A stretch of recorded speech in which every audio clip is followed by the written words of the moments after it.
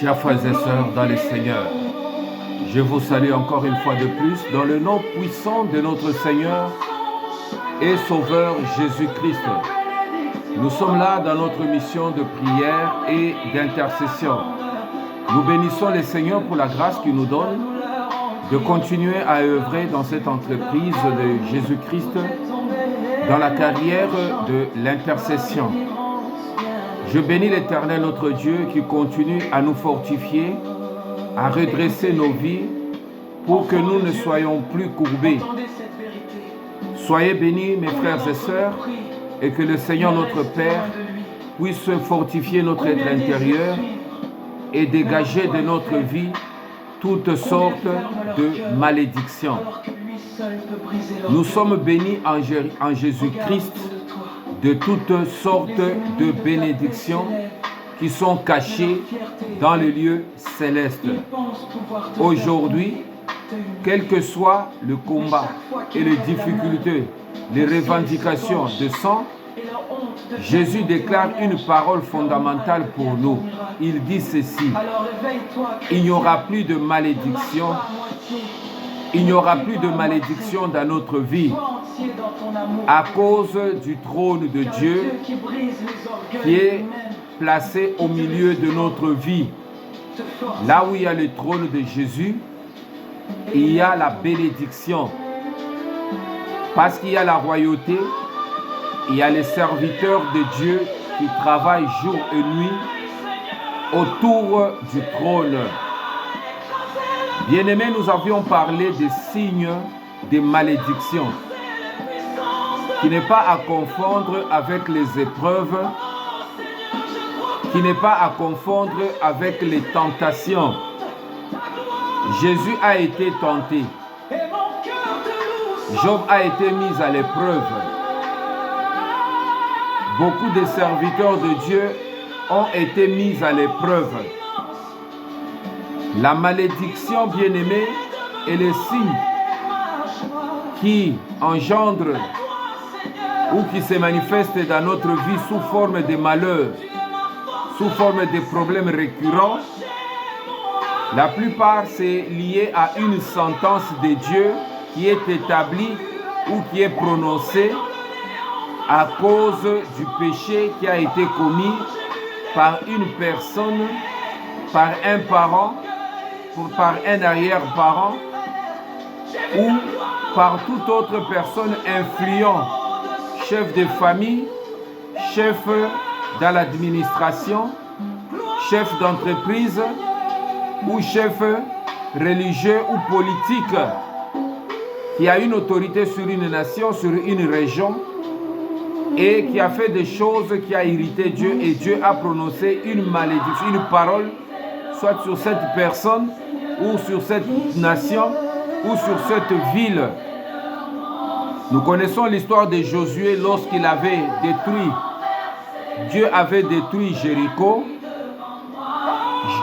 Josué avait maudit la ville de Jéricho, que toute personne qui rebâtirait cette ville, ça sera au prix de son fils aîné lorsqu'il poserait le fondement, lorsqu'il poserait les fondements et lorsqu'il élèverait les murs, il va perdre son second fils. Il avait maudit la ville.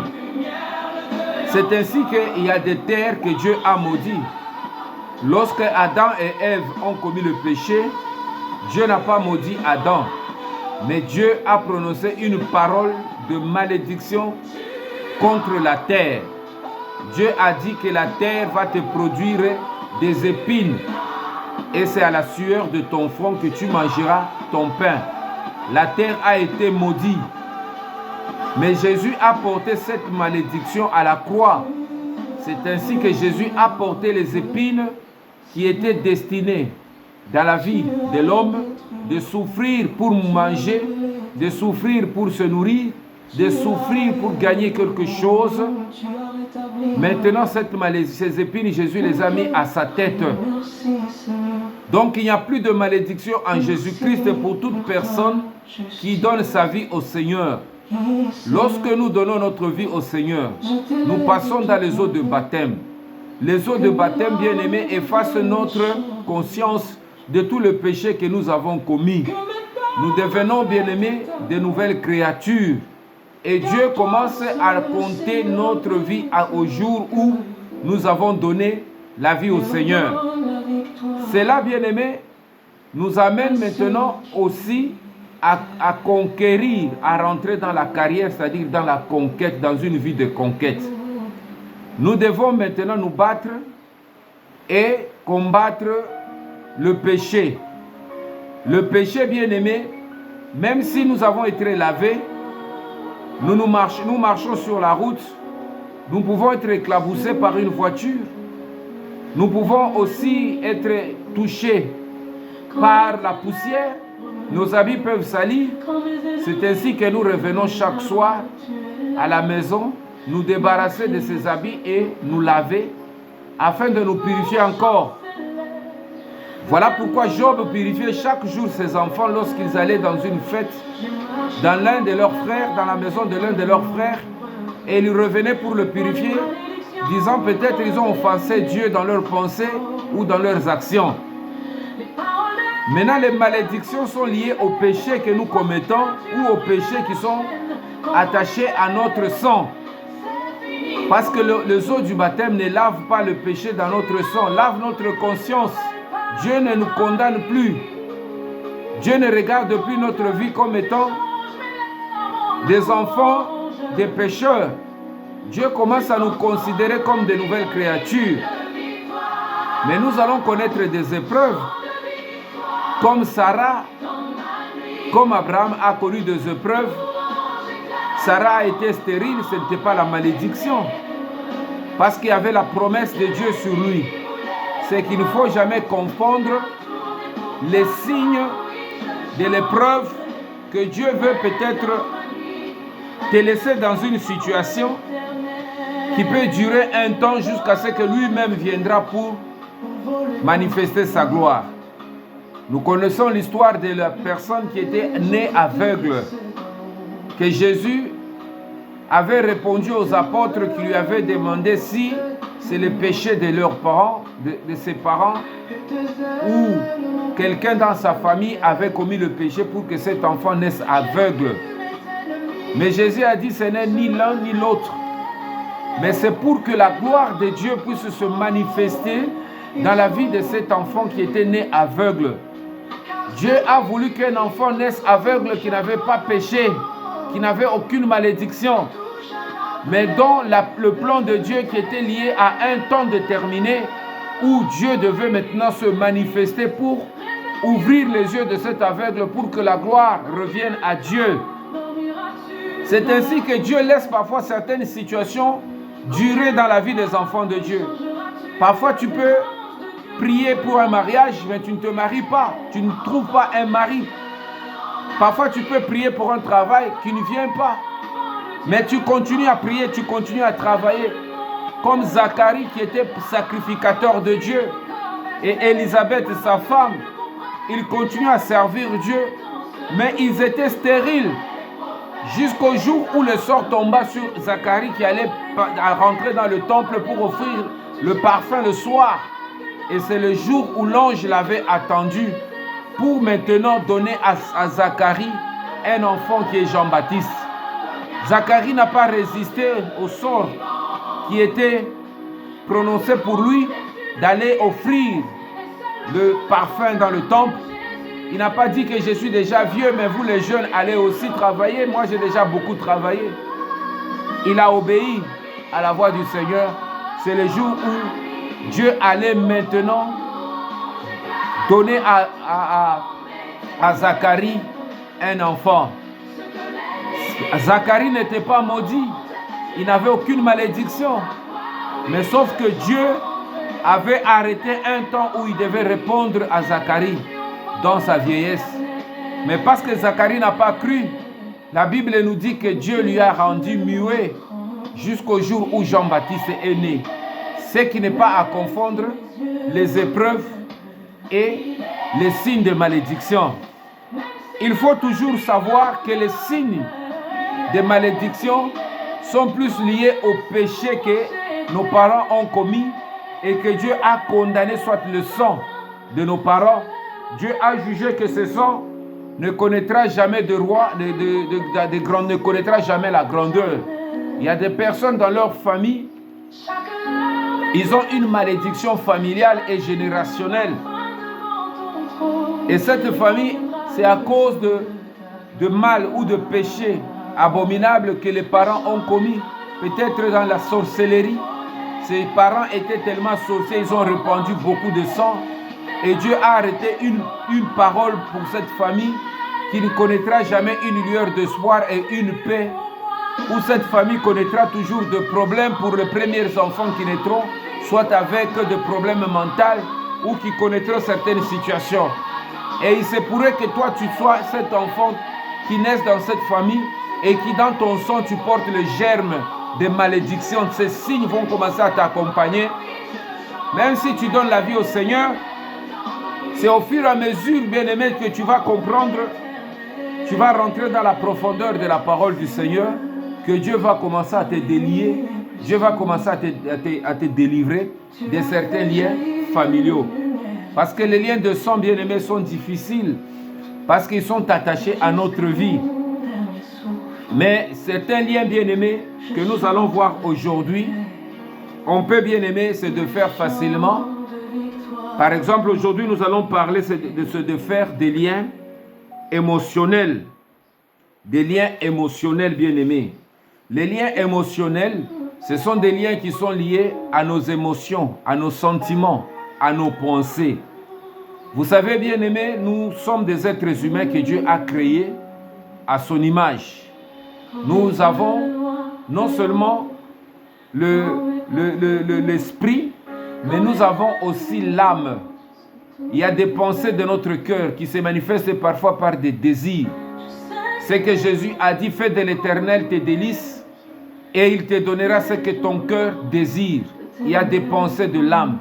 Ce sont des désirs, ce que tu veux que tu sois dans la vie, ce que tu veux que tu obtiennes dans la vie, ce que tu désires que Dieu te donne dans la vie. Ce sont des désirs dans l'âme qui se manifestent. Vous comprenez, bien-aimés? Maintenant, il y a des liens qui sont liés à nos émotions, qui sont liés à nos sentiments.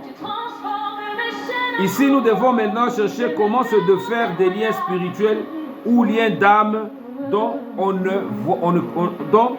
veut plus. Parfois, tu fais tout pour pouvoir sentir vraiment que ton cœur se dilate, ton cœur trouve la paix, mais tu pries, mais tu sens que il y a comme un blocage au sein de ton cœur, au sein de ta vie émotionnelle. Tu vois, bien-aimé, tu as une insatisfaction continue. Tu es dans un mariage, mais tu sens comme si ce mari que tu as ou la femme que tu as n'est pas la personne idéale. C'est comme s'il y a une insatisfaction à chercher encore plus ailleurs. Il y a des personnes comme ça. Ils sont liés dans leur âme par des liens affectueux qui se manifestent dans une insatisfaction continue. Ou ils sont liés par des liens amicaux par rapport à des pensées négatives qu'ils ont manifestées contre des personnes et ça les bloque dans leur vie. Dans Jean chapitre 8, verset 36, la parole de Dieu dit ceci. Si donc le Fils vous affranchit, vous serez réellement libre. Si donc le Fils vous affranchit, vous serez réellement libre. Si, c'est une condition. C'est-à-dire si réellement nous remplissons la condition d'être affranchis. Affranchis par Jésus-Christ qui est le Fils de Dieu, c'est là où nous connaîtrons une liberté réelle. Cela veut dire ceci. Si Jésus-Christ ne nous affranchit pas, même si tu peux te penser que tu es libre, même si tu peux avoir certaines libertés d'agir, liberté de prier, liberté de te mouvoir, liberté de penser, liberté de désirer certaines choses. Tu peux désirer un mets, un plat, et tu vas dans un restaurant et tu le manges. Tu peux désirer suivre telle émission ou ne pas suivre telle émission. Mais ce n'est pas cela ne veut pas dire que tu es libre selon la pensée de Dieu. La pensée de Dieu, de la liberté qu'il veut donner à ses enfants, c'est une liberté qui est attachée à sa parole. Vous comprenez, bien-aimés? C'est une liberté qui est attachée à l'esprit. C'est une liberté qui est attachée à la vérité. Comme la Bible nous dit, vous connaîtrez la vérité et la vérité vous affranchira. C'est une liberté qui est attachée à la connaissance de la parole de Jésus. C'est-à-dire que lorsque tu as un niveau de connaissance de Jésus, de la parole de Dieu, ta façon de vivre ou ta mentalité chrétienne n'est pas la même. Tu as une certaine liberté que personne d'autre ne connaîtront pas parce qu'ils ne sont pas encore affranchis, que Jésus n'a pas encore affranchi dans leur vie. Vous comprenez, bien-aimés? Les gens tels que le Paul, les gens tels que les Barnabé, ils avaient une certaine connaissance de Jésus liée à la révélation. Et cela faisait que leur vie, ils n'avaient pas besoin, ils n'avaient même peur de rien ni de mourir à cause de Jésus. Ils étaient libres de travailler, même de se sacrifier pour l'œuvre de Dieu. Parce qu'ils avaient une connaissance de Jésus qui était liée à la vérité, que même si la mort arrivait aujourd'hui, leur vie était entre les mains de Jésus. Et personne ne pouvait les détruire et personne ne pouvait les arrêter. Et lorsque, bien aimés, nous développons la parole de Dieu dans notre cœur et dans notre vie, elle nous ouvre les portes de la liberté réelle et de l'affranchissement. Les liens volontaires, bien aimés, ou involontaires sont liés à autrui. Les liens volontaires, c'est-à-dire tu peux lier volontairement à une personne. Lorsque tu désires une personne dans ton cœur, ça peut être un frère qui désire une sœur. Dans son cœur, il a des sentiments envers lui, il a des pensées, ou soit d'avoir cette personne comme une âme sœur. Ça commence d'abord dans le cœur.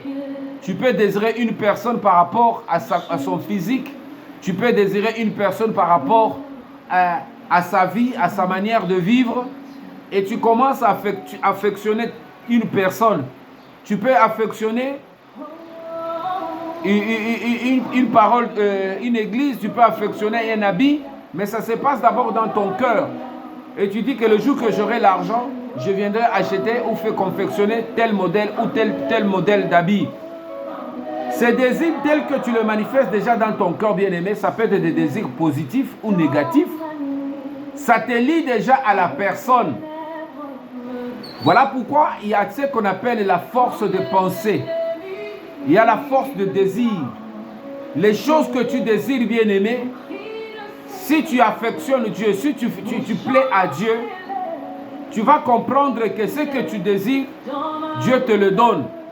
Tu peux désirer voyager dans un pays étranger, même si tu n'as pas encore entrepris les démarches, même si tu n'as pas encore l'argent, mais le fait que tu désires déjà, Dieu qui a la capacité de lire les fonds de notre cœur, lorsqu'il voit déjà le désir qui est caché dans ton cœur, qui se manifeste comme un feu, comme une flamme qui brûle, directement c'est une prière qui monte devant le Seigneur et Dieu maintenant réalise ou accomplit parce que tu lui plais, tu fais de l'Éternel te délice. Vous comprenez? Donc, lorsque tu penses déjà, tu commences à penser des pensées négatives envers une personne, ces pensées sont comme les émetteurs, sont comme les réseaux qui vont agir dans la vie de la personne. Ça l'influencera aussi. C'est un lien que tu crées avec cette personne et cette personne va sentir maintenant dans son émotion aussi comme des vibrations qui va commencer maintenant à le solliciter. Et la personne peut réagir aussi positivement ou négativement. Cela, ça se passe souvent sur le champ émotionnel. surtout le champ sentimental. La plupart des gens qui ont commencé déjà à aimer une personne dans son cœur, pendant un temps, sans parler à cette personne, arrive souvent que cette personne aussi commence à sentir le même désir sans que son conjoint puisse lui dire quelque chose. Parce que dans le monde sentimental, il y a aussi une communication. Nous communiquons aussi par le sentiment. Voilà pourquoi il faut toujours avoir des sentiments de Jésus-Christ envers ton frère, envers ta soeur. Cela se traduit dans notre regard. Même si côté, mais parce que tu le désires, que lorsque tu la regardes, tu émets déjà une connexion. Tu émets déjà une vibration envers la personne. Et la personne va sentir déjà quelqu'un qui l'aime ou négativement ou qui émet des sentiments négatifs. Vous comprenez? C'est ce qui arrive lorsque tu es dans ta boutique, un voleur rentre. Le fait qu'il a déjà un désir de voler, lorsque tu le regardes, tu vas sentir déjà qu'il te communique des sentiments. Comme si tu n'as pas de méfiance. Tu sens déjà dans ton cœur,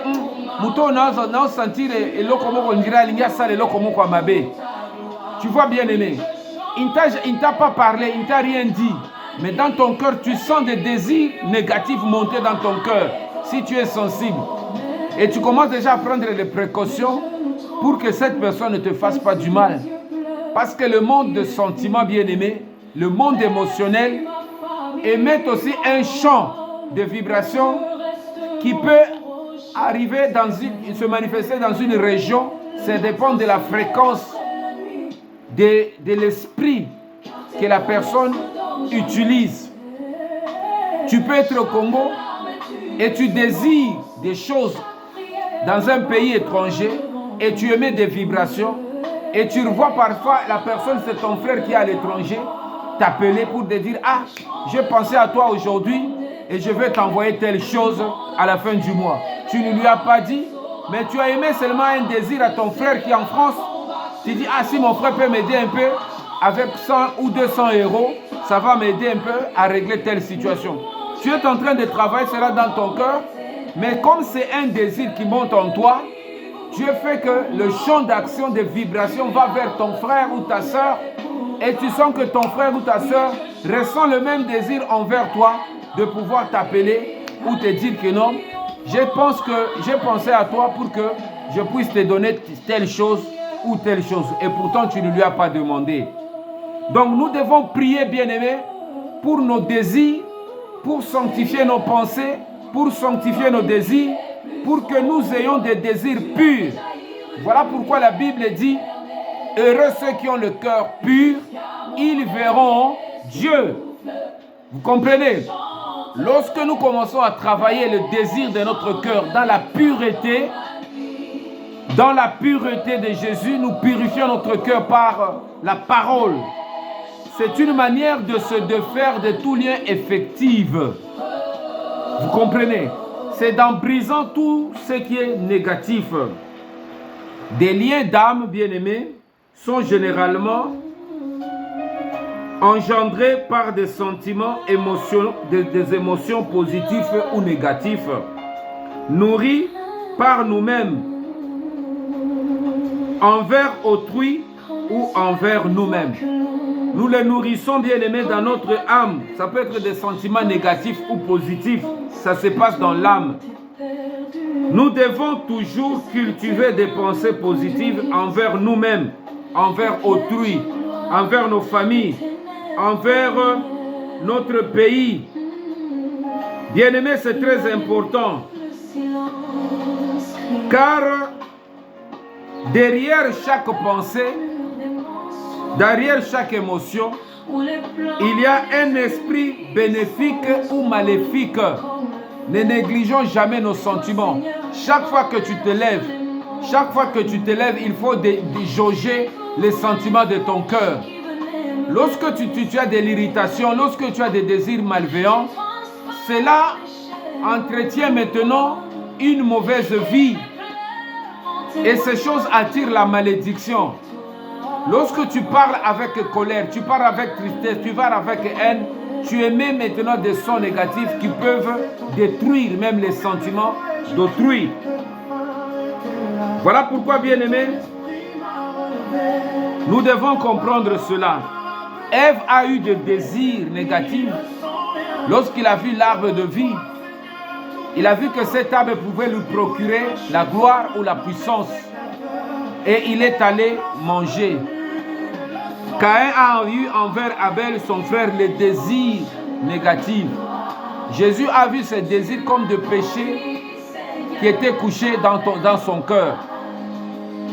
Il n'a pas eu le courage de le dominer et de le dompter. Les sentiments de Judas envers Jésus, c'était des sentiments maléfiques. Bien-aimés, nous les hommes, nous sommes toujours sollicités par des pensées ou des sentiments généralement négatifs ou positifs. Et cela crée des conflits à l'intérieur de notre vie. Voilà pourquoi il y a des combats dans notre vie et dans notre âme. Et ces combats parfois nous ôtent la paix, nous ôtent la joie. Nous devons briser tout conflit intérieur parce que cela attire des malédictions. Nous devons briser en faisant appel aux pensées positives, en ayant l'idée que l'intérêt que le bien engendre au lieu du mal. Nous devons chercher l'intérêt que le bien engendre. Il y a un bien, bien-aimé, il y a l'intérêt de s'attacher au bien. Et lorsque nous trouvons cet intérêt, cela doit nous préoccuper à faire le bien, même à nos ennemis. Même si les sentiments négatifs de nous rappeler le mal qu'ils nous ont fait remontent dans notre cœur, nous devons nous détacher, avoir l'autorité de Jésus-Christ, de pouvoir mater ses désirs et les dominer. C'est ça, bien aimé, la puissance qui est en Christ. Jésus l'a utilisé devant ses ennemis et il les a vaincus. Nous devons nous défaire des liens émotionnels négatifs qui veulent, bien aimer, nous asservir. Nous devons chaque jour nous défaire des liens négatifs émotionnels qui veulent nous maintenir dans les sentiments parfois de culpabilité, des sentiments parfois de compromission. Toutes ces choses, bien aimés, nous devons faire un effort de nous défaire. Ne commence jamais ta journée avec des sentiments corrompus, des sentiments impurs, des désirs malveillants. Nous devons avoir des désirs de Jésus, de désirer ce qui est honorable, de désirer ce qui est glorieux, de désirer ce qui plaît au Seigneur, de désirer, bien-aimé, comme la parole de Dieu, de mettre en pratique la parole de Dieu. Nous devons désirer, bien-aimé, ce qui est glorieux, ce qui est juste, chaque minute, chaque seconde. Même si le monde veut nous offrir des choses contraires, des pensées impures, nous devons nous débarrasser et les dominer. C'est ça marcher dans la victoire, c'est ça marcher dans la conquête, bien-aimé. Cessez tout contact terrestre avec la personne dans le cadre d'une relation amoureuse si possible. Bien-aimé, lorsque tu es attaché émotionnellement à une personne qui trouble ta quiétude, qui trouble ta paix, une personne non croyante, tu as des liens affectifs avec lui, soit un lien, c'est ton mari ou c'est ta femme. Bien-aimé, lorsque tu vis une vie émotionnelle ou affective difficile, parfois ça te dérange dans ta vie spirituelle, il faut se détacher, il faut couper cette relation. Toute relation émotionnelle qui est liée avec une personne, bien-aimé, qui est non-croyant, toi qui connais le Seigneur, il faut couper cette relation tout en informant d'abord l'intérêt pour lequel tu veux te détacher de lui. Et tu lui expliques que non, je ne vois pas l'intérêt de continuer avec toi. Je vais suivre mon Jésus, je vais donner ma vie à Jésus. Et tu dois couper cette relation avec cette personne. Ça peut être aussi un frère qui ne vit pas dans une vie chrétienne. Une personne qui vit dans les désordres. Tu vas couper toute relation avec cette personne. Toute relation affectueuse. Avec un voisin. Avec toute personne au travail qui ne vit pas la vie chrétienne, de peur d'être compromis par sa façon de vivre ou de t'amener aussi à imiter sa manière de faire. C'est le courage que Jésus nous montre. Il faut couper. La Bible nous dit ceci. Si ton bras devient pour toi une occasion de chute, coupe-le. Si c'est ton pied bien-aimé qui devient pour toi une occasion de chute pour rentrer dans la vie éternelle, vaut mieux que tu rentres manchot. Vaut mieux que tu rentres dans le royaume des cieux avec un pied. Vous comprenez? Ce sont des relations qui sont émotionnellement négatives, qui nous lient avec des personnes bien-aimées qui ne sont pas, qui nous conduisent ou qui nous dérangent dans notre vie spirituelle. Prends le courage de couper toute relation émotionnelle bien-aimée qui ne te lie pas avec Christ. C'est très important. Colossiens chapitre 3 verset 13. La parole de Dieu dit ceci. Supportez-vous les uns les autres et si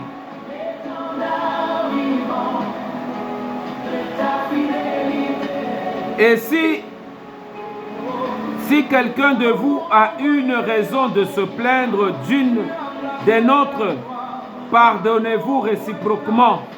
Tout comme Christ vous a pardonné, pardonnez-vous aussi. Ici, la parole de nous supporter, c'est aussi quelque chose qui peut nous amener à convertir l'autre. Mais si tu n'as pas la capacité de supporter quelqu'un, vous comprenez, il faut couper la relation de peur que tu ne souffres indéfiniment et que tu sois broyé par des sentiments négatifs. Si tu penses que tu peux supporter ton mari, si tu penses que tu peux supporter ton frère qui te met mal à l'aise, il faut prier pour que Dieu te donne la force de le supporter jusqu'au jour où il va changer, où Dieu va le visiter. Mais si tu sens que tu n'as pas la force, il faut couper cette relation. Bien-aimé, c'est très important. Et continue maintenant à demander au Seigneur de pouvoir guérir ton cœur des blessures intérieures. Demande au Saint-Esprit. Il y a des gens qui ont des blessures intérieures. Parfois, ils ont aimé un homme dans leur jeunesse, dans sa jeunesse. Il a aimé une femme dans sa jeunesse. C'est lui qui a soutenu cette femme. Et lorsque la personne est devenue maintenant, il a trouvé un travail stable, la personne a changé. Il y a des femmes qui ont supporté leur mari dans leur faiblesse. Le mari n'avait rien, mais c'est la femme qui travaillait. Il supportait cet homme. Lorsque l'homme est devenu un directeur dans une entreprise, il commence à oublier sa femme et à désirer d'autres personnes. Et cela crée des frustrations et des blessures intérieures. Il y a des hommes maintenant, des femmes qui ont juré de ne plus se marier parce qu'ils ont été blessés par des hommes. Il y a des hommes aussi qui ont des blessures, des femmes, et qui généralisent que toutes les femmes sont mauvaises et qui n'arrivent plus à construire une nouvelle relation parce que dans leur esprit, ils ont de mauvais souvenirs. Ces choses bien-aimées te tueront si tu les entretiens dans ta vie. Ce sont des liens émotionnels qui amènent la malédiction émotionnelle dans ton cœur. Il faut se défaire de tout lien émotionnel. Il faut demander à la force, au Saint-Esprit, de guérir ton âme. Ça amène des maladies de l'âme. Tu vas connaître la frigidité. Il y a des femmes qui sont frigides. Il y a des personnes bien-aimées qui ne ressentent plus le désir sentimental dans leur cœur, qui ne sentent rien. Bien-aimé, c'est à cause de blessures intérieures. Jésus aujourd'hui veut te guérir, mon frère, de toute blessure que tu dégages dans ton cœur, que tu manifestes dans ton âme, ce sont des liens de malédiction. Il faut que le Saint-Esprit te donne la force de te détacher aujourd'hui au nom de Jésus. Que Jésus maintenant vienne te soutenir parce que Jésus dit qu'il n'y aura plus de malédiction. Même les malédictions des blessures affectueuses sont liées, bien-aimés, à tout ce que nous avons entretenu de négatif dans nos sentiments, qui atténue, qui bloque la vie de nos prières, qui nous maintiennent, bien-aimés, dans une culpabilité ou dans un désespoir profond. Nous devons briser ces liens de malédiction émotionnelle dans le nom puissant de Jésus. Nous allons prier. Seigneur, je prie pour mon frère et ma soeur qui aujourd'hui continue à vivre des blessures dans son cœur qui sont liées à des déceptions qu'il a connues des hommes, qu'il a connues de femmes, qu'il a connues de parents, qu'il a connues des amis, qu'il a connues, Seigneur, dans sa vie. Cela continue à les tourmenter dans le cœur et dans l'âme. Je viens, Seigneur notre Dieu, réconforter toute personne, ô Saint-Esprit, qui a des blessures, qui n'arrive plus à délier sur le plan émotionnel, des personnes qui l'ont blessé, qui sont en prison, qui est dans une prison, qui amène, Seigneur, le retard. Aujourd'hui, nous tendons vers la fin de l'année 2025. Nous voulons commencer une nouvelle année avec espérance. Je prie, Seigneur, que ces liens affectueux qui nous bloquent soient maintenant réparés par l'autorité de Jésus, par la puissance du Saint-Esprit. Saint-Esprit, je te confie chaque cœur qui souffre maintenant à cause des blessures des serviteurs de Dieu qui ont prononcé des paroles fausses, qui ont brisé des mariages, qui ont brisé des carrières, qui ont brisé les consciences, des fausses prophéties, qui ont divisé des familles. Seigneur, je prie pour que des personnes qui ne prient plus, parce qu'ils ont été blessés dans leurs émotions et dans leur cœur, à cause des serviteurs de Dieu, ils ne cherchent plus à aller dans d'autres églises. Seigneur, que tu répares ces cœurs, ô Saint-Esprit. Ils sont nombreux, ces personnes, Seigneur, qui sont maintenant blessées par leurs chefs, qui ont été violés, par leurs proches parents, par des personnes, des brigands. Seigneur, ces sœurs qui sont à Goma, ces parents, ces mamans qui sont délaissés, qui ont des blessures, parce qu'ils ont des blessures dans leur cœur affectif, ils n'arrivent plus à désirer un homme, ils n'arrivent plus à désirer refaire leur vie, parce que, Seigneur, la blessure est tellement profonde. Je prie pour ces cœurs qui ont été, Seigneur, traumatisés par la violation des personnes qui ont été violées dans leur vie, Seigneur. Saint-Esprit, je t'invoque maintenant. Toi qui es le réparateur de brèches, répare tout cœur meurtri au nom de Jésus. Répare tout cœur, Seigneur notre Dieu, blessé au nom de Jésus. Répare, Saint-Esprit, tout cœur qui est maintenant saignant, au nom de Jésus. Tout frère, Seigneur, qui souffre maintenant à cause de blessures émotionnelles. Toute sœur qui souffre, même si elle prie, même si elle va à l'église, mais son cœur saigne. Sa vie, Seigneur, n'oublie jamais. Sa mémoire se rappelle toujours de ce que telle personne lui avait fait. Seigneur, toi, par ton sang, je prie, Seigneur, la capacité du sang de Jésus d'ôter ses émotions, d'ôter ses blessures, d'effacer, Seigneur, les lois et les ordonnances qui nous condamnent, qui nous jugent, qui nous blessent. Dans le nom puissant de Jésus, que ces choses libèrent ma vie, libèrent la vie de mon frère, libèrent la vie de ma soeur, que ces liens soient coupés. Je prie pour les brisements des liens affectifs, les liens émotionnels, les liens de l'âme, Que ces choses soient brisées dans le nom puissant de Jésus. Dans le nom puissant de Jésus. Je brise ces liens émotionnels. Je les brise. Que tu oublies mon frère, toute personne qui t'a fait du mal et que tu commences à reconsidérer. Que le Seigneur te donne la force de changer maintenant cette énergie négative en énergie positive. Que ton cœur ait maintenant la force d'aimer les personnes qui t'ont fait du mal, de prier pour eux, de les soutenir s'ils sont dans les besoins, de changer la malédiction en bénédiction. La malédiction affective soit changée en bénédiction. Désormais, tous ces liens qui te détachent soient détachés de ta vie.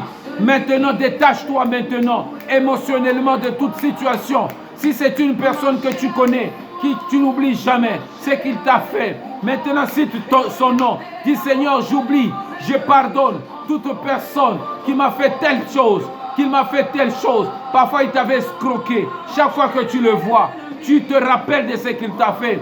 Une parole qu'il t'avait dit, des choses qu'il avait fait dans ta vie, que tu continues à maintenir.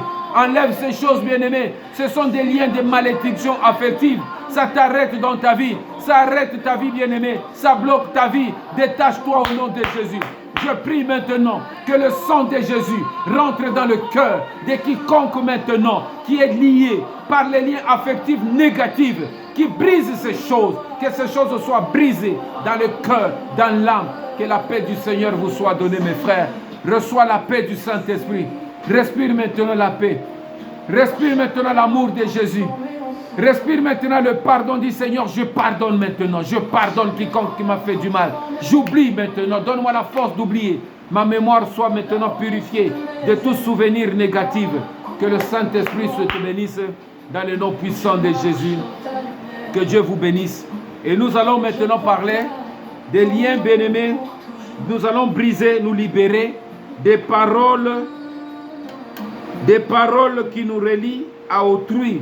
Il y a des liens non seulement affectifs ou émotionnels, il y a des liens aussi des paroles qui nous lient. Nous nous sommes engagés avec personne, avec autrui, par des paroles. Nous devons maintenant comprendre la puissance des paroles, car si nous ne gérons pas bien nos paroles, il y a des blocages qui sont liés à des paroles que nous avons nous-mêmes prononcées. Et nous allons maintenant nous défaire, nous délier de toutes ces paroles qui nous lient au nom de Jésus. Que le Seigneur vous bénisse, bien-aimés. Que le Seigneur vous bénisse abondamment dans la prochaine émission. Amen.